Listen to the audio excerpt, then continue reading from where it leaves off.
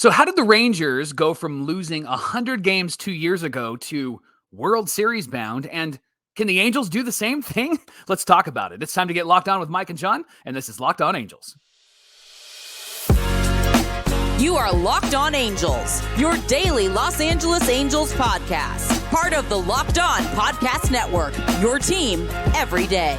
Thanks for making Locked On Angels your first listen of the day. You can find us anywhere you get your podcasts, including Apple Podcasts, Spotify, and SiriusXM by searching Locked On Angels. And if you want to give back to the Super Halo Bros for all the Angel content, here's some things that you can do. Leave us a rate and a review on Apple Podcasts. If you're watching on YouTube, hit that thumbs up button. And if you're not subscribed already, hit that subscription button and become a Locked On everydayer. And whether you're watching or listening, come over to YouTube, leave a comment. It's the best way to get in touch with us and be a part of the conversation. Thanks for being here for this episode of Locked On Angels, where it's your team every day. You've got the Frisch Brothers here with you, a.k.a. the Super Halo Bros. My name is John, and that's my brother Mike. And my name is Mike, and that's my brother John. Thanks for being here with us every single day, you guys. It's been a lot of fun having good conversations every Monday through Friday about our favorite team, no matter how much they might let us down, no matter how much they might disappoint us. You know you can't deny your Angel fandom, and we're glad that you're here with us on Locked On Angels. Hey, on today's show, how did the Rangers go from 100 losses just 2 years ago,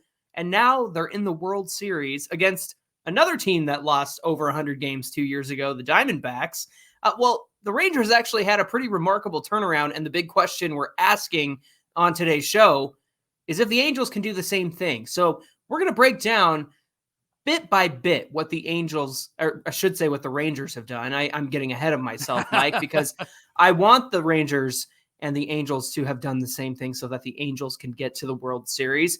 But we're going to break down exactly what they did, and then at the end of each segment, we'll have a little conversation and dialogue about, can the Angels do that as well? So why don't we get us started here, Mike, with what the Rangers did first that went really well for them. First thing they did, Johnny, is that they spent money. They got Trevor Siemian, Corey Seager, Jacob deGrom, and Nate Eovaldi. Those are just four big names that they picked up. You know, this is the second day that you've put Trevor Siemian in your notes, and I corrected you. It's Trevor Siemian. Marcus Siemian. What? Trevor Siemian. Why do I keep going to the? It's a Broncos quarterback. Oh, okay. He was a Broncos quarterback. I hate the Broncos. I don't even know why I put that in there. So it must be. That's so funny that it's ingrained in your brain. It's ingrained. All right, let's Forgive me. Reiterate. Marcus Siemian. Listen, it's Locked On Angels. I only pay attention to the Angels. Apparently, Marcus Siemian, Corey Seager, deGrom, and Nate Eovaldi. Yeah, so they all got signed. They spent money on these guys, which was a really great move. On a side note, I find it laughable that Astro fans on Twitter specifically are like, well, you know, the Rangers spent $800 million to beat the Astros. And here's the answer. Yeah, they did. They did what was necessary to get into the World Series. My billionaire owner spent less than your billionaire owner, and we still like, and yet we sit here and complain as Angel fans that we don't spend money and go over the luxury tax. So scoot on out of here, Astros fans. You're done. Come join us on the couch. Come join your friends in Cancun because your season's over. Second thing they did, Johnny, is they made trades, and two specific trades was Max Scherzer and Jordan Montgomery. They picked him up this year. Scherzer has played a big part in the Rangers' run to the playoffs and even in the playoffs, and so has Jordan Montgomery. They both have looked pretty good, and we had talked about, like, potentially if the Angels were still in it, like getting Scherzer. He was rumored maybe to come to Anaheim, and then Texas swooped in. We know that Billy Epler was not going to deal Verlander or Scherzer to the team that fired him 3 years ago. Scherzer wasn't even expected to be back this season, so the fact that he got 2 starts so far in the playoffs is huge, Mike. Yeah. And then they drafted well. They have Josh Young, Ezekiel Duran, 2 players who performed really well this season. Rangers really have a young core of pitchers on the rise too. Jack Leiter, Owen White, and Kumar Rocker are 3 guys that will be in the majors. I would say, I don't know if next year would be the timeline for them, but they are really looking to crack the major league roster. I know that Owen White had a couple of starts this season with the Rangers in 2023. So of those 3 things, Johnny, spending money, making trades, drafting well, I have some questions for you to discuss when it comes to the Angels. Here's the first question. The Angels will tell you, Roger Lodge will tell you, and all of those AM 830 guys will tell you that they have spent money, John. They've spent money. They've proven Artie wants to win, right? But as fans and Locked On Everydayers, we're going to push back and go, it wasn't smart money. There's that conversation that one of our Locked On Everydayers shared with us. They were connected to Billy Epler, and he was on his way to talk with Zach Wheeler, and then Artie called him and said, let's set up a conversation with Anthony Rendon and sign him. We will say that it wasn't smart money. And so what would you say to the Angels to help them understand that it wasn't smart money? Let's say Artie Moreno's right in front of your face. What would you say to him?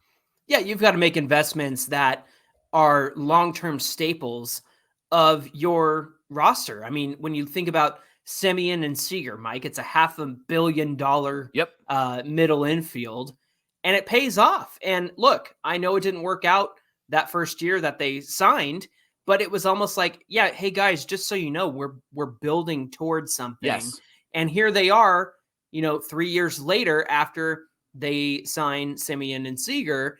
Now they have this opportunity in the World Series, and those two are a key part of it. I mean, look, Semien, the signing looked like a disaster when it came to his first season with the Rangers. He did finally turn it around. Seager is Seager. He's always going to be a stud. And I think it just casts a long-term vision of, hey, if you guys are here, just know that we're going to bring up guys like Zeke Duran and Josh Young, and somebody calls him Yash Young. I think that's kind of funny. But they are also part of the long-term future. So here's my thing, Mike. I think Anthony Rendon, other than the part that Zach Wheeler would have been a better piece to get for us because we sorely needed pitching, I think Anthony Rendon was a good signing at the time because the Angels didn't necessarily have anybody in the pipeline. They didn't have any third base prospects or anything like that. The guy's coming off a World Series year. He's about the same age as Semien and Seager. And so I believe in my heart of hearts that, yes, you can cast a long-term vision with a guy like Rendon. Now, that's at the beginning of this contract, and now we've seen how lucky one guy can be in terms of Semien and Seager and how unlucky another contract can be in terms of Rendon, and now we have bad attitude problems. It's just no good. But here's what I'll say. Rendon can't and shouldn't have been the only solution to the Angels' issues at the time that they signed. So I feel like the Rangers were very well aware of their shortcomings. However, rather than spending it all at once or going all in with these guys, it was like, hey, let's add a Semien and let's add a Seager, and then we'll add some pitching the year after and the year after that. And we've also got some guys coming through the pipeline. The Angels kind of got their guy and went, all right, let's go. Let's roll, And yes, you have Trout on that team and you have Ohtani on that team. But to me, I think the Rangers had a better vision for a supporting cast around big guys like Semien and Seager. Yeah, and we'll talk about Garcia in the second segment, but I think that, to your point, they did get people in the right positions. They got the stars, and then they had more meat on the bones than the Angels have had, because that's what Perry needed to do this offseason, is to go and get that middle of the roster meat, right? He needed to get those players, and that's something that I feel like the Angels have done really well, because he made some trades this offseason, similar to what the Rangers have done, and it really helped this team. Now, the trades at the trade deadline were not helpful, but the trades at the trade deadline for the Rangers were helpful. So the conversation, I think, there would be, we just need to be smart about the trades that we're going to make. We need to be somebody, we need to be a team, an organization that understands, like, if we're going to give up these prospects, we need to have, I don't want to say guarantee, but we need to get players that are going to produce and perform. And so for the Rangers, for example, they got Scherzer. He's got this street cred. He's got this credibility, right? And then Jordan Montgomery as well. Got Montgomery. Yes.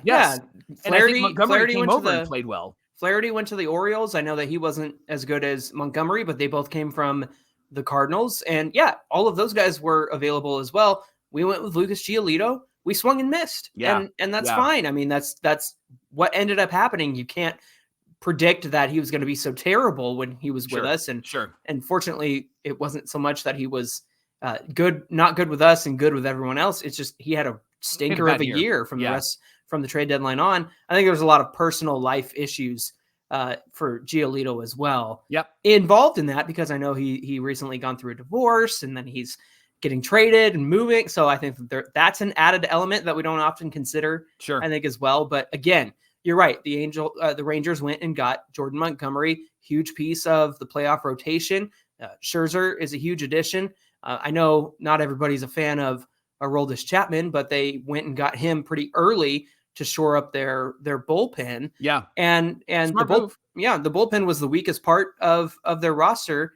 And now it seems to be in better shape. It seems like Jose Leclerc has really stepped into his own, especially in the postseason. Yeah. So again, I think you're right. I think the fact that they went out and made the trades and they hit on some good trades there, and they were just as available to us, maybe not Scherzer and Verlander, but they were just as available to the Angels as they were to the Rangers, I think. And then talking about drafting well, the Rangers have done that well. And to the Angels' credit, they are starting to draft well. And the difference between the Angels and Rangers in their draft picks, though, Johnny, is that the Rangers have a system where they can have their players marinate for a bit. The Angels, at this point, have brought up their draft picks, their number one draft picks, and had them play. I'm thankful for that because they've produced and they have been fantastic, but they haven't had a chance to really hone their craft like a Josh Young has been able to hone his craft because the major league roster is in such disrepair or has a lot of injuries. And so that's the thing that I could high five Perry Manassian with.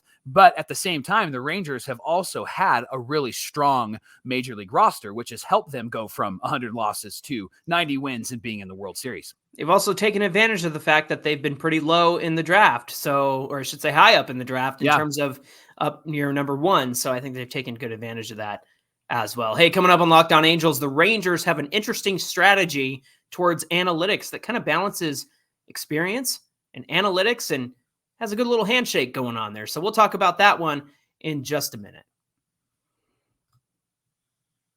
Locked On Angels is brought to you by Ibotta. Big holidays are coming up. Can you believe that it is almost Halloween? I saw a Christmas commercial. I know. Today. I know. What the heck? I got excited. That was great. Big holidays mean big family get-togethers, like the Frisch family. We're going to get together, and you don't have to spend all your money on that Thanksgiving spread without getting something in return. And with Ibotta, you can get your turkey and all your favorite sides for free starting November 1st. And for the fourth year in a row, Ibotta is giving 100% cash back on your Thanksgiving feast. Let's Gosh, go. we can be thankful for that, right? All you have to do is shop at your favorite retail stores and then upload your receipt and download the Ibotta app right now so you can do that. And when you do, use our promo code MLB and you'll get 100% cash back on your Thanksgiving dinner starting November 1st. So get ready to download it. And then on November 1st, when you start buying food for Thanksgiving, upload your receipts and you're going to get 100% cash back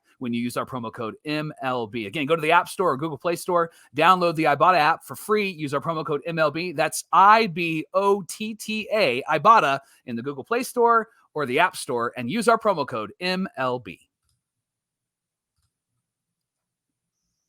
Thanks for making Locked On Angels your first listen of the day. Hey, Locked On Everydayers, tomorrow is Fan Mail Friday, so we'd love to get your questions in. In fact, you can do so by giving us a call on our voicemail line, 714-409-6396. That number is in the episode description. You can also reach us on social media anytime, at Locked On Angels on Twitter, at Super Halo Bros on Twitter and Instagram. Get your questions in. Comment below the video if you're watching on YouTube, or if you're on the audio side, come on over to YouTube. Comment your question. Let us know it's for Fan Mail Friday. Get in our mailbag. All right, we're talking about how the Rangers went from 100 losses 2 years ago to now in the World Series, and if the Angels can replicate that. So we talked about spending money and making trades and drafting well. Johnny, one of the things that the Rangers have done really well is they have made some smart moves. Those kind of moves that help build the middle of your roster, those kind of moves that maybe aren't necessarily costly and are under the radar. And what's fascinating about what the Rangers have done specifically on one player is that this player has made an incredible impact this year, and that's Adolis Garcia. I love him so much. He moved from the Cardinals on December 21st, 2019. The Texas Rangers paid a normal sum of cash to the St. Louis Cardinals for the rights to a 26-year-old outfielder with 17 major league at bats, and that was Adolis Garcia. Yeah. And then in February of 2021, the Rangers designated Adolis Garcia for assignment to clear a roster spot on their 40-man roster. And all of the other teams, including the Cardinals, let him clear waivers. And so then just a couple of days later, the Rangers invited him as a non-roster player to camp. So he was available twice, but the Rangers, and they got him twice. And there was something about him. They bring him back. And then suddenly he puts together a really strong year last year and an even better year this year. And he was fantastic in the ALCS. He had a 357 batting average, a 400 on base, and an 839 OPS, 5 homers, 15 RBIs. John, this is an example of what good teams do. They make the necessary moves to get some pieces that maybe are questionable, maybe you're not sure of, but you've done the research, you've done the scouting to go, there might be something here that we can fix with this guy, or we can help with this guy. Similar to when Brandon Marsh got traded, right? The Phillies said, there's something in his swing. We think we can figure it out. And they have. And for the most part, he's been pretty great for them. That's what I love about this front office, is that they saw something in Adolis Garcia. And even after letting him go, they got him back. And now I'm sure they're grateful that he's back. And he's not making a lot of money. And so they're actually saving a whole lot of money because they've spent a lot with all these other players, but it's why they were able to spend a lot and have somebody on the roster like Garcia, who's becoming a star for the Texas Rangers. Yeah. I told Bryce when he came on Locked On Angels, Bryce from Locked On Rangers, we did a little fun activity where it was like, if you could swap players between the Angels and Rangers, who would you want on your team?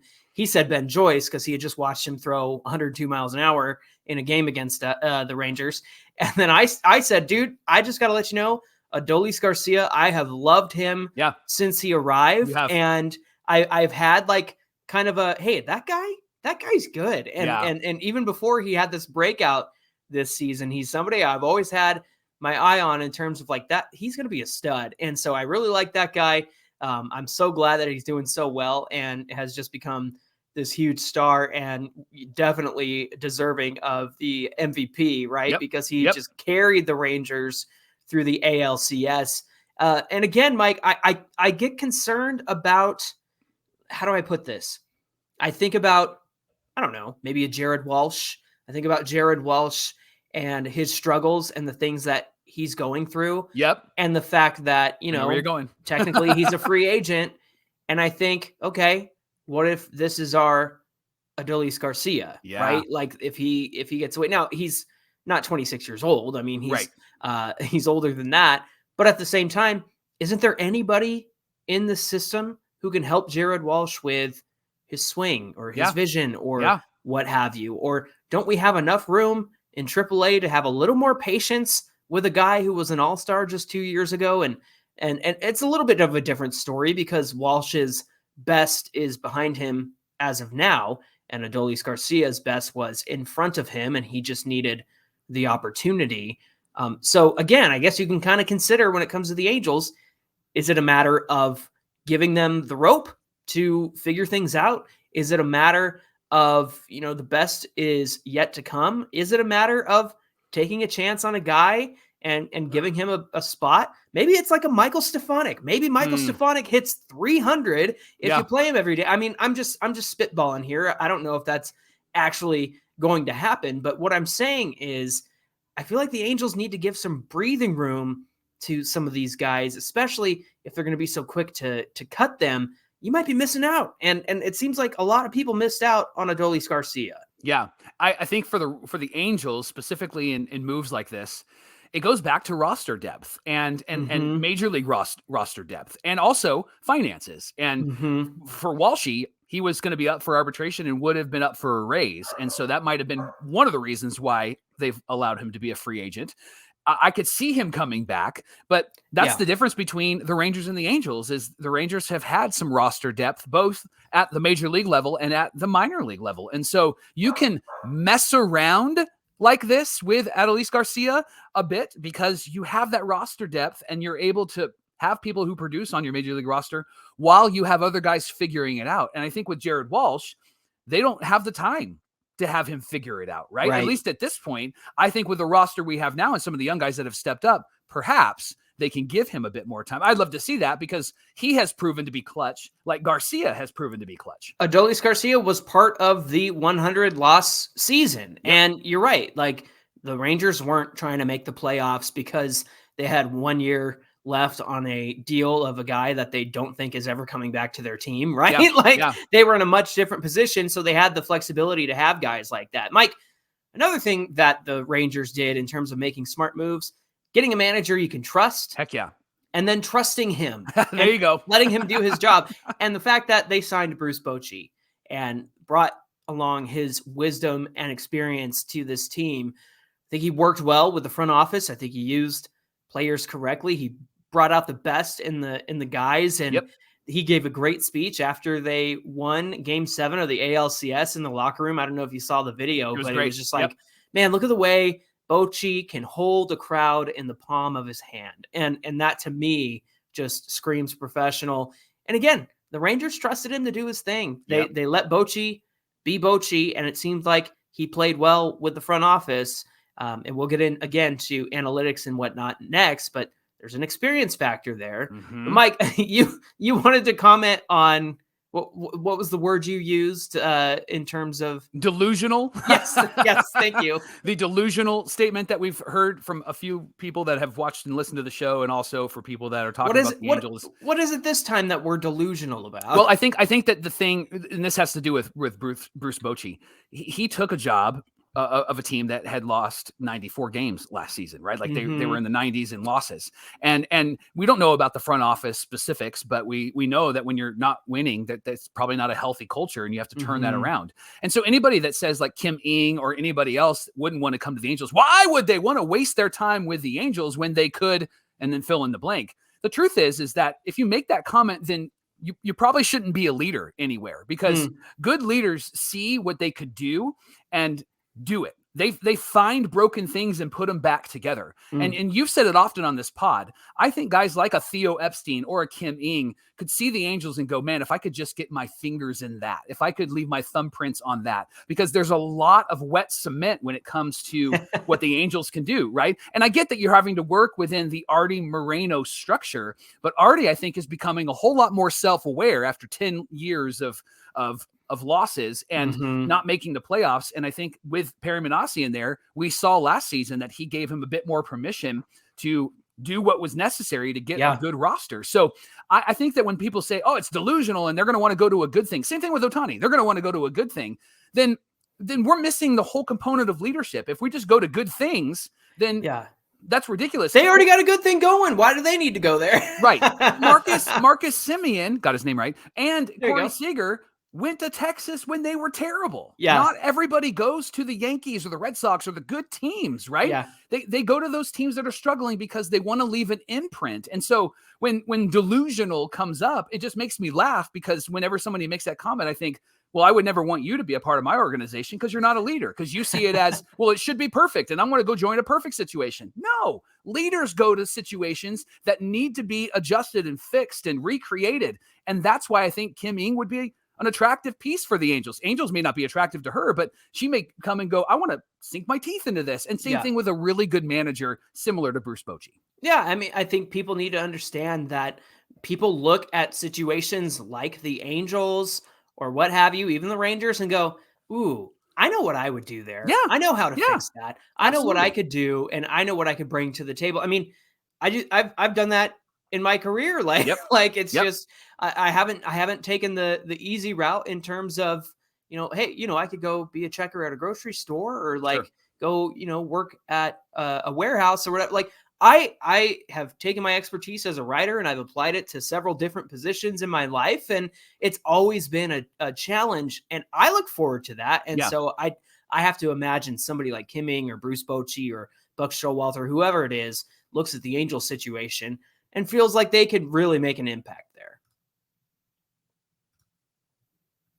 Locked On Angels is brought to you by Jace Medical. There's a lot of uncertainty in our world today, and it's important to be prepared. There's unrest in the Middle East. There's been fires in Hawaii, earthquakes, tornadoes, and hurricanes everywhere. And this can lead to supply chain shortages for medication or the inability to get medication in a timely manner.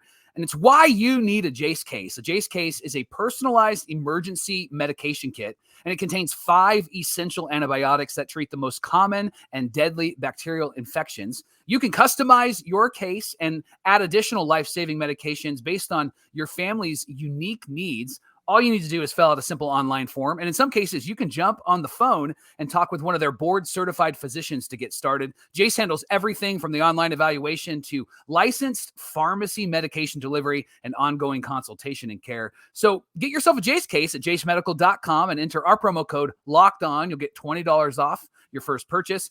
That's promo code LOCKEDON when you visit jacemedical.com, JASE medical.com. This is the conversation I've been waiting to get into because go. You did a lot of good research here, Mike, and there was a really interesting YouTube video of people within the Rangers organization. Do I have that right? Kind of explaining their approach to analytics. And it turns out it's a handshake like we always talk about on this show, where it's like, you got to have analytics. You got to have the data to back it up. And then you got to have the experience and the feel and the intuition and the know-how to go, yeah, I'm not going to pull Jose Barrios in the 4th inning because he's crushing it right now. Or I'm not going to pull Blake Snell because, he's going through the order a 3rd time. I'm not going to do that. I'm going to feel it out and know what the analytics say, and then I'm going to trust my gut. So get into some of this for me because it's really interesting stuff. Yeah. So the Rangers, when they look at analytics, they didn't want to have paralysis by analysis, right? So they didn't want to get stuck in it. So the Rangers work to make things really simple for their data people. So their data people can communicate to their players and their coaches in simple ways. So here's what they did. They collected all of the data and they compartmentalized it into 2 categories. One was the go big data or the go home data. So the go big data, I love that. Go big data was the info that they would give to the players and the coaches to make the player better. The go home data was the data that they would work through and try to simplify and then bring it to the coaches and the players. So here's an example. The go big data was the swing path data. And that's translatable. Like, hey, if you swing this way instead of swinging that way, you come through this way, shift your hips that way, it could help you be a better hitter. And that was one of the things that they really worked on with their team. It's like a direct, adjustment or improvement or critique or okay. And it was based on all of the information. They had all sorts of computers. They had, monitors and all of that stuff. And instead of trying to communicate it in ways that was confusing, they got it to the go big data and said, here's what we can say to Garcia. Here's what we can say to Seager, and help them to swing better. And then the example of go home data was the success percentage of changing a pitcher the 3rd time through the order. That was something that they're like, I just don't know if we want to give that information out because it might cause our manager and our coaches to overthink things. And so the Rangers personnel would take the go home data to coaches and players. They would then figure out how they can best implement that before they shared it. And then once they figured out how they would implement it, they would take what they would call the good data and they would turn it into the go big data, and then they would share it. It seems very reasonable. Their idea was this, that everything was negotiable. Everything was up for negotiation. We're going to bring this to you and everything's up for negotiation. But their job, the analytics department, was to simplify it. And when they felt like it was simplified, it was go big data. When they felt like it needed to be simplified, it was go home data. And the goal was to hand it to like an 8-year-old kid and to say, here's what you're going to do with this. Explain this to me like I'm 5. Yes. And what I love about it, John, is that this works with a manager like Bruce Bochy, who's been around forever. Because then Bruce Bochy is going to communicate with his wisdom, with his experience, but also with the wisdom and experience and analytics that have been shared with him to his players and coaches. And he's not going to sound dumb. He's not going to be able to understand what it is that he's trying to communicate, which is really huge, right? If you don't know what it is that you're communicating, then you can come across sounding really dumb and confused. But these players understood what it was that the analytics department was communicating to them, because they would communicate it through the coaching, and the coaches understood it because they would work really hard to make it go big data. And if it wasn't go big data, they would take it home and try to simplify it and negotiate it. And then the best part is if it didn't work, the coaches could come back and go, didn't work. And so they would take that analytics and do some more research and then bring it back to them and feed it to them so that it would be beneficial for the team. How about that, John? I know you're big on like good phrases and things that really stick in your mind. So the fact that they came up with go big data or go home data, that's fantastic to me. And it makes sense because go home is like, take it home, homework, work on it, make it better, explain it better, that sort of thing. I love that. And it seems like to me, like a go big data would be an example of what we talked about a few weeks ago with Tyler Anderson and his problem with going deep into ball games, right? And how he was not using his changeup like he did last year with the Dodgers, but trying to mix it in with his fastball to get guys to swing out in front, and it wasn't working. That seems like hey, Tyler, you're not using your changeup like you did last year, right? And that seems like a go big, like just take it right to him and say, this is the change that you should make. And as simple as you just said it, is as simple as the Rangers would communicate it. I love that. You weren't throwing your changeup like this. Here's how you threw it last year. Your arm came around this way. Oh, well, let me work on that. And then they would have monitor. I mean, I know it sounds probably oversimplified as we talk about it, but that's what the Rangers did. And look what's happened, John. Isn't it the perfect combination of, again, experience of somebody like Bruce Bochy or the coaching staff and what they bring to the table? Even Mike Maddox, who's been there forever, like he was able to implement. That's true.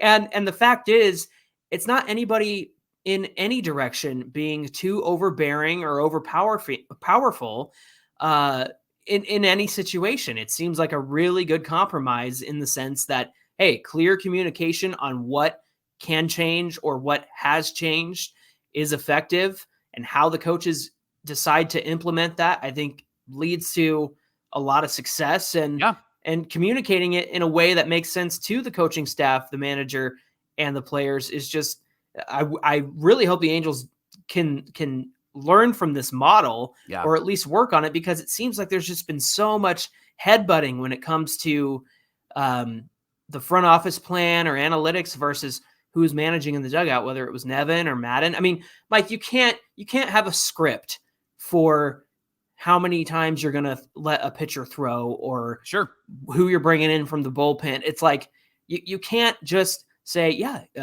Anderson's going to go 5, and then Moore's going to go 2 outs, and then Herget's going to come in and blow the game. Like, you can't do that. Yes. Obviously the blown save wasn't part of the script, but that's what happened. And that's just way too much your nose in the textbook. I think this is the perfect handshake. Right. And so I'm interested to see what our Lockdown Everydayers have to say about it too, because I think this is really eye-opening. I think it's really interesting. Go Rangers. And I love seeing new baseball teams in situations like the World Series and playoffs. So this Rangers Diamondbacks series, I'm excited for. I know the Rangers are a rival, but they haven't been there since 2011. And so it's a whole new team, a whole new ball game. And so I'm excited to just watch and be a fan of these two teams going at it in the World Series. Hey, thanks for making Locked On Angels your first listen of the day. Remember, Everydayers, we're here Monday through Friday, and we would love to hear from you. So leave a comment here on YouTube if you're watching on YouTube. If you're on the audio side, come on over and leave a comment. And if you want to reach out to us, you can on social media. John, tell them where. Yeah, at Locked On Angels on Twitter, and at Super Halo Bros on Twitter and Instagram. I think you're going to want to do that because, Mike, we have Fan Mail Friday tomorrow. Can't wait. Fan Mail Friday. Best audience who gives us the best questions. If you want to leave your comment in the YouTube comments and leave your question there, you can do that. You can, again, call our voicemail line. Mike, why don't you give them that number once again? Yeah, it's going to be in the episode description, but it also is 714-409-6396. Leave us a 30-second voicemail, and we would love to have the sultry sounds of your voice on the show on Fan Mail Friday on Locked On Angels on Friday. All right, friends. Thanks for being here with us, and we'll see you back here for Fan Mail Friday. Until then, my name is John, and that's my brother Mike. And my name is Mike, and that's my brother John. Thanks for being here, and we look forward to your questions, and we'll see you back here tomorrow. I think I said Friday 16 times in that last sentence. On Friday. Fan Mail Friday. Trevor Semien again. No, I'm just kidding. I'm not up for that.